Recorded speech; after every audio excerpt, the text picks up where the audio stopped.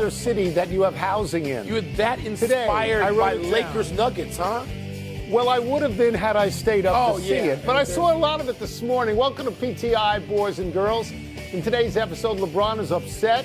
The Patriots considered trading down, and PK Subban joins us for 5 good minutes. But we begin today with the New York Knicks edging Philadelphia in the final seconds last night to go up 2-0 in their playoff series. There was a tremendous amount of contact between both teams in the last frantic part of the game. There were fouls that weren't called and timeouts asked for and not given. And all in all, it was great. It was. Wilbon, how did you see what happened? Well, Tony, I don't even know where to start. I guess I could start with Nick Nurse, because I'm looking and I see him on the corner of the screen. He's calling timeout late, right? You need to call timeout there. Because Kyle Lowry, you can't get it in quickly. You need to call timeout. You can advance it to half court. You don't have to have that drama underneath that basket. But Nick Nurse, I was thinking, you know how much I like Nick Nurse. I know. I was hoping he would just run on the court. Like Eric Spoelstra will be at the foul line and you can't miss him, but Nick is not that personality. So he's doing that. I'm seeing Tyrese Maxey get fouled. He was fouled. But I'm seeing Hartenstein of the Knicks, who is just a great late comer for them. And he has really helped that team. He's grabbing rebounds, and Joel Embiid can't sort of stay with him, can't get any lift. The Philadelphia can't get or grab a defensive rebound. And you're seeing all of this, and it's amazing. You're screaming at the TV, and Philadelphia loses the game it had won. The series is supposed to be 1-1. I mean, you know, my man Jalen Brunson is like shooting 8%, and yet they're up 2-0. Right. It was just exhilarating. I was out of breath before we even got to Lakers Nuggets. So this is the point I'm going to make, and it's going to underscore what you're saying. I don't want to get caught and miss the forest for the trees. Okay. Maybe there are fouls that should be called. Maybe there are timeouts that should be given. As a viewer, it's thrilling. It was. It's wonderful. It was. Bodies are flying around. The ball is flying around. If you concentrate on mistakes that were made, no. If refereeing is essentially equal for both teams and they let them play, they did. Then as a viewer, you have a wonderful experience. And I would contrast this with the 8 games, or at least 7 of the 8 we saw over the weekend that were no blowouts. Yeah. There's no games. In the second game of a series, the team that is behind always plays with more urgency. The Lakers did the same thing. Yes. So this, as a visual experience, was great. It's great. It's great. Reminded you of some games you sat courtside That's right. in the Garden. It was great. The Reggie Miller push off. I don't remember. It was great was seeing John Starks there, seeing those guys at the arena in Madison Square Garden watching that game. It was last night. competitive basketball, and they let them play. They did. Let's move to the Nuggets coming back from 20 down to beat the Lakers in that second game. Jamal Murray hit a fadeaway over Anthony Davis at the buzzer to give Denver that 2-0 series lead. And after the game, LeBron unloaded on the NBA Replay Center, which overturned a shooting foul that Michael Porter Jr. appeared to commit. He hit him, D'Angelo Russell, in the head in the third quarter. LeBron said, quote, "What the bleep do we have a replay center for if it's going to go like that?" Close quote. Tony, isn't LeBron right to raise questions? In the abstract, he is, of course, right. But LeBron James, a great player, has been the beneficiary of so many calls over 20 years. Yeah. Phantom calls very often that it's hard for me to get behind what he is doing in particular. I took notes on this. The last 2 years, this is a great stat, the Lakers have gone to the free throw line 983 more free throws than their opponents. It's the highest differential in the NBA. Do you know what's next? Miami at 386, so it's 600 more, okay? Yeah. The foul they're talking about is in the third quarter. It's not in the fourth quarter. It's not like at the frantic end of the Knicks in Philadelphia. No. It's in the third quarter. Don't you think the larger story is that the Lakers blew a 20-point lead? Don't you? I think, not only do I think that's the larger story, they didn't blow it. Denver walked them down. Okay. Denver did, Tony. That game, I had an over-under with Matthew of 18. And I said if the Lakers get to 18, they're going to win this game. They got to 18. They got to 20. And they still could not hold on to that lead. Tony joke. Anthony Davis was a 10 for 3 quarters. A 10. All right? His performance was as good as any big man could be. And yet, Joker in the fourth quarter just went to work on him, served him up time after time, the footwork. And Joker in the fourth quarter couldn't be stopped. And then Jamal Murray, who was what, 6 of a million? 1,000 until the Until then he hits like 6 of 8. Right. Again, Denver, wow. I don't know what this means. Like, is LA going to be so infuriated from having LeBron and Anthony Davis play you don't know what A basketball? They were A. And as a tag team, and they got beat. Mike, if you were still writing a column, you would say this is a disheartening loss. You would say that now the Lakers have to win 4 out of 5 against a team that has beaten them 10 straight times in a row. So if you sat on this set and said it's going 6 or 7, as I think you may have done. I did. You may be wrong. They can't get game 3 in L.A.? They may, but that doesn't mean they get both in L.A. Doesn't mean that. It had the feel that was the last shot. We move now to Thursday night's NFL draft and a story given wide circulation in the Boston Globe and The Athletic. They are reporting there's a real possibility the Patriots could trade out of their number 3 pick. It's been widely assumed the Patriots would use that pick on a quarterback. Wilbon, you have been doing mock drafts for weeks every now. night. Does it make sense to you that the Patriots would trade out of number 3 and not use it on a quarterback? Yes, because quarterbacks are overstated constantly. Every single draft. All the draftniks are screaming about how great a guy is, how great a footwork he's got, how he's got a gun on his right shoulder. Right. And it's just, by Thanksgiving, you're going, what were you talking about? Because everybody tells you that every quarterback is going to be Troy Aikman, but he winds up half of them being Carson Wentz. Half of them. Okay, half of them. Half of them. So if you're the Patriots, just 4 years ago, you drafted a guy that was supposed to be the next Tom Brady. He's going to be the next Tommy. And he came from Nick Saban, and he was being transferred from Saban to Belichick, and he was going to carry the Patriot. Oh, wait, he's gone. That's right. Okay, so don't tell me that every one of these quarterbacks is a franchise savior. I don't believe that. And I don't believe it has to be 3 deep. And I don't believe a Michigan kid who threw like 4 passes a week has to now be moved up 4 to get at the 4th position. I don't believe that. So this is unexpected to me that they would do this, because everybody who makes a living predicting drafts says the same thing. They say there are 3 quarterbacks in this draft who can step in at some point this year and be a credible starter. They say Caleb Williams is one, Jaden Daniels is one, and Drake May is one. As you know, I am not a math major. But if you're sitting at number 3, you're going to get one of those if you want one of those. So, and as you say, they did trade Mac Jones away. They now have Jacoby Brissett and Bailey Zappi, who are okay, but not franchise quarterbacks, which Mac Jones was supposed to be. Yeah. So if the Patriots don't want any one of these 3, or J.J. McCarthy, or Bo Nix, or Michael Penix, what it says to me, Mike, is that Gerard Mayo has looked at the talent and said, we have no talent. We got to build this team for enough years, and quarterback's not a priority. Okay, and so there's 2 things. That, what you just said, and I'm looking at these guys, and neither one of them seems any better than Mac Jones prepared to be here for 12 years. All right. So good for the Patriots if that's what they've done. Let's take a break. Coming up, were the Bruins smart to stick with their goalie rotation? We're going to ask PK Subban. We're also going to ask him whether Connor McDavid needs to win a cup to be considered not just great, but an all-time great. I looked at the wrong camera. Why are there so many cameras here? At my house, there's 1 camera. Yeah. Can we just have 1 camera? Because the last time you were here in the aughts. Let's dig into the NHL playoffs with one of our favorite guests, ESPN hockey analyst, the exquisitely dressed PK Subban. Fits a killing. Look at that, Wilbon. I know. Look at that. Let's start with this. Bruins coach Jim Montgomery stuck with his goalie rotation last night, and he lost. Linus Ullmark played well. You personally, do you like keeping with the rotation, or would you ride the hot goalie?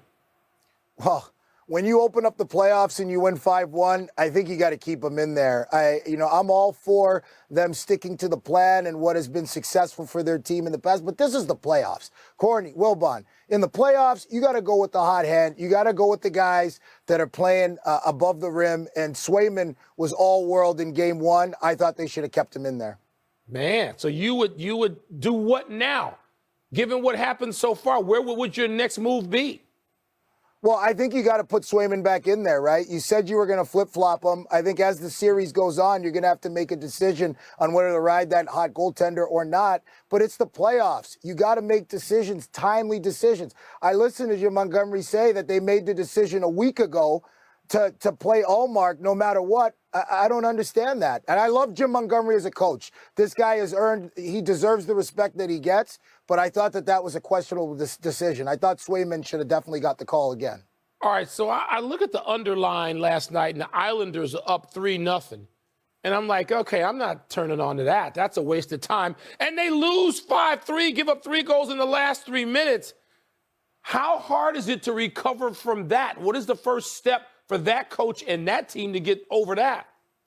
Well, listen, I love Patrick Waugh as a coach. He's come in and done a phenomenal job. I think that there's no question the job that he's done for that team has put them in the playoffs. Let's start there.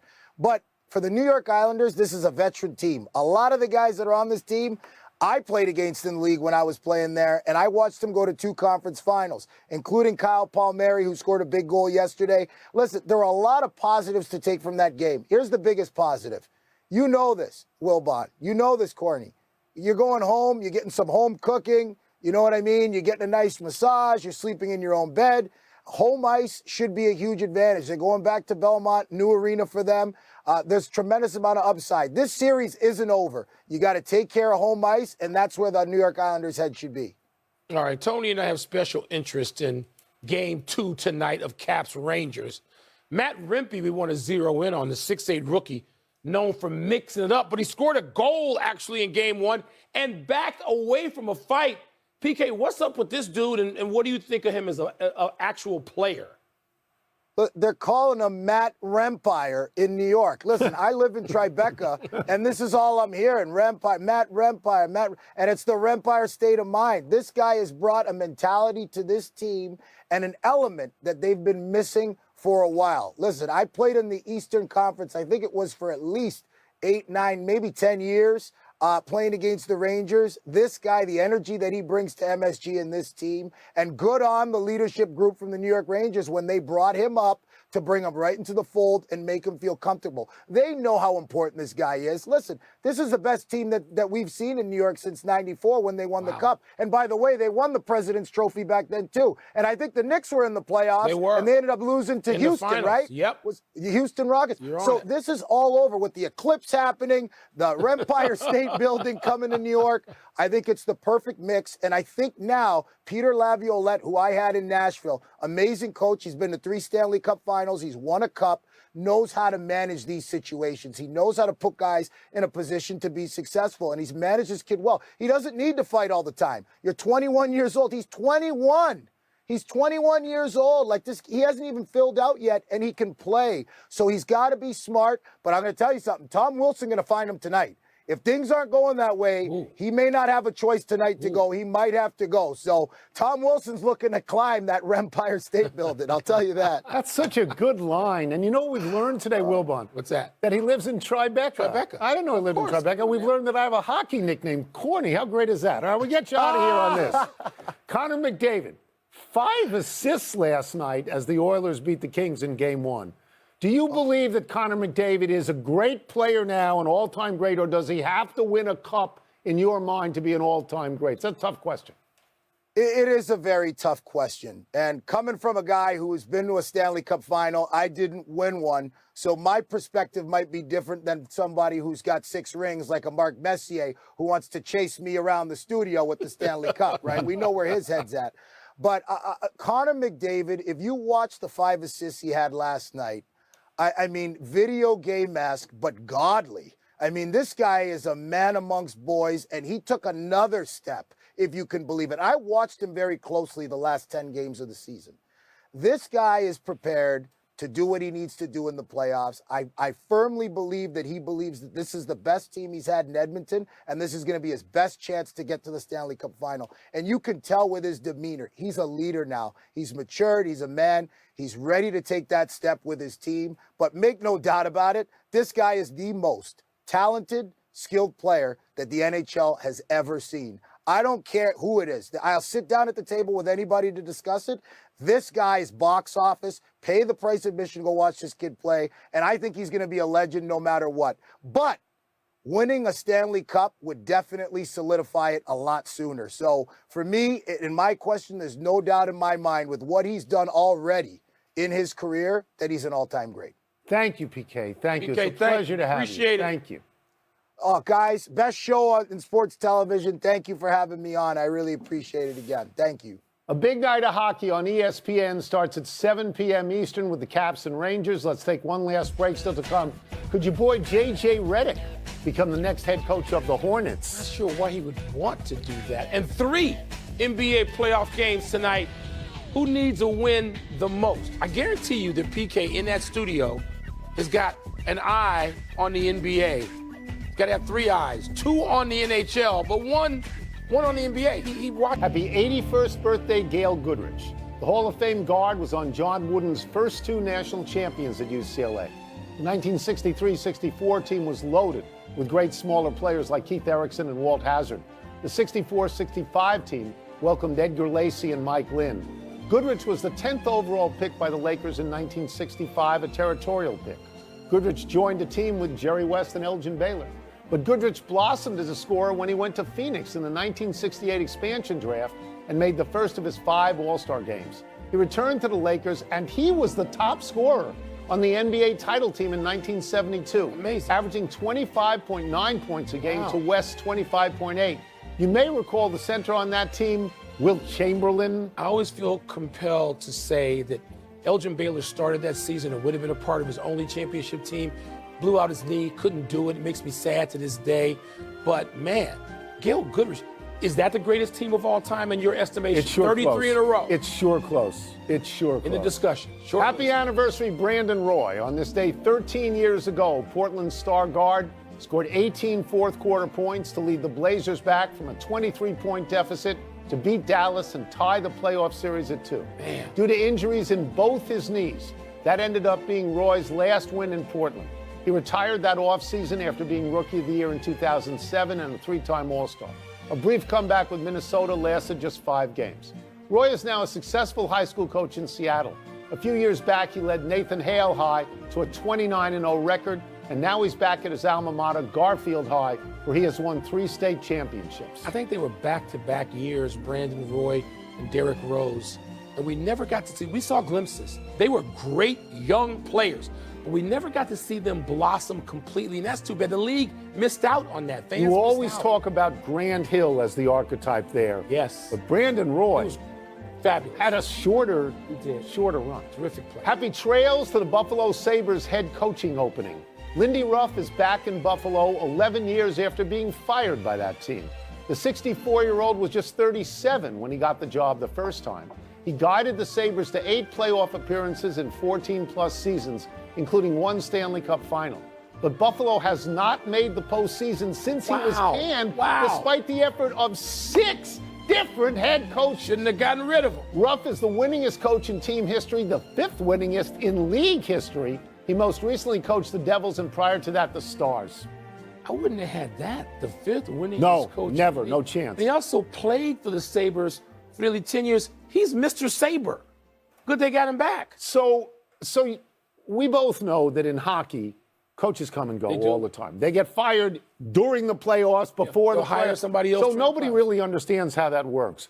But you can get another job in hockey, and it happens a lot. It's astonishing to me that, and I'm not saying they shouldn't have fired him, but if you're telling me 6 different coaches come in and nobody gets a sniff of the playoffs, what's going on there? All right, let's go to the big finish. Let's Here do we it. go. The Athletic reports J.J. Redick interviewed for the Hornets head coaching opening. Is that a good fit? A lot of Duke fans and a lot of J.J. Redick fans in Charlotte, North Carolina.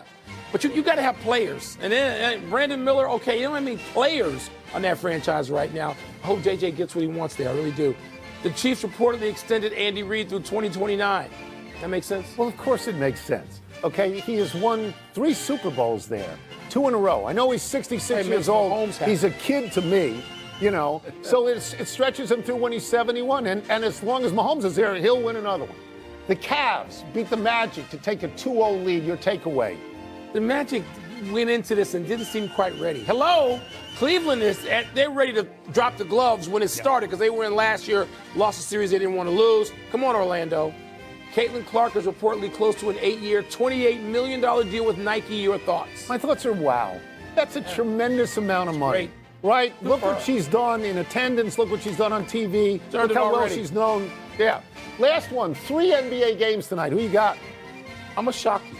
I'm going to take all 3 road teams. Suns, Pacers, Mavericks. The road teams right now 0-11. 0-11 at the moment. All right, I'm taking all them. And I admit my son's bias. You know I have that. Yeah. But you know I also love Minnesota star player Ant-Man. So that game is in Minnesota. I'm taking the Suns. We're out of time. As I turn to the right camera, we will try and be better the next time. Liz Hardwick, happy birthday. Ooh, Liz, happy birthday. I'm Mike Wilbon.